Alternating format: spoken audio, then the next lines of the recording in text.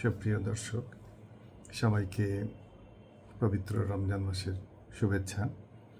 আমাদের দেশে এবং সমগ্র পৃথিবীতেই রোজা পালিত হচ্ছে।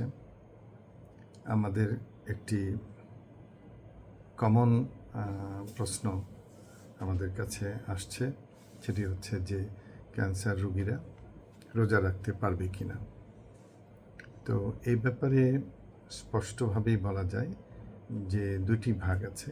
একটি হচ্ছে যাদের ক্যান্সারের চিকিৎসা, বিশেষ করে কেমোথেরাপি চলছে তাদের জন্য, বা রেডিওথেরাপি চলছে তাদের জন্য একটা সমস্যা, যে ওনারা যদি শরীর ভালো থাকে তাহলে রাখতে পারবেন, কিন্তু এখানে জোর করে রোজা রাখতে যাওয়াটা ঠিক হবে না। কারণ কেমোথেরাপি, রেডিওথেরাপির ওষুধের অনেকগুলো পার্শ্ব প্রতিক্রিয়া রয়েছে এবং রোগীর পুষ্টি, তারপরে শরীরে পানির ব্যবস্থা বা হাইড্রেশনের মাত্রা ঠিক রাখতে হয়, রক্ত যাতে ঠিক থাকে সেগুলো ঠিক রাখতে হয়।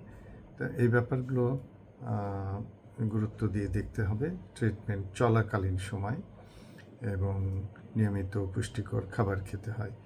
তো সেই কারণে যাদের শরীর খুবই বেশ ভালো আছে বা খুবই শক্ত সমর্থবরণ, তারা থাকতে পারবেন যদি মন চায় বা শরীরে কুলায়।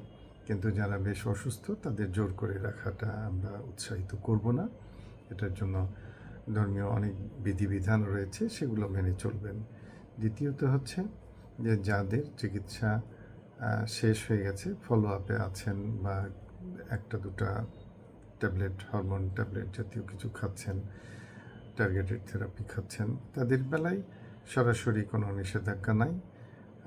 শরীর ভালো থাকলে থাকতে পারবেন, এটি হলো মূল ব্যাপার।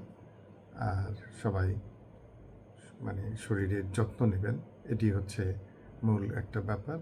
যে রোজা থাকেন বা না থাকেন, ক্যান্সার রোগীর ব্যাপারে বাড়তি যে পুষ্টি এবং রোগীর যে যত্ন আত্মীর ব্যাপারগুলো রয়েছে, এই জিনিসগুলো কিন্তু রোগীর নিজে যেমন সচেতন হতে হবে, তেমনি রোগীর বাড়ির লোকজনকেও কিন্তু সচেতন থাকতে হবে যে ক্যান্সার কিন্তু ছোঁয়াচে রোগ নয়।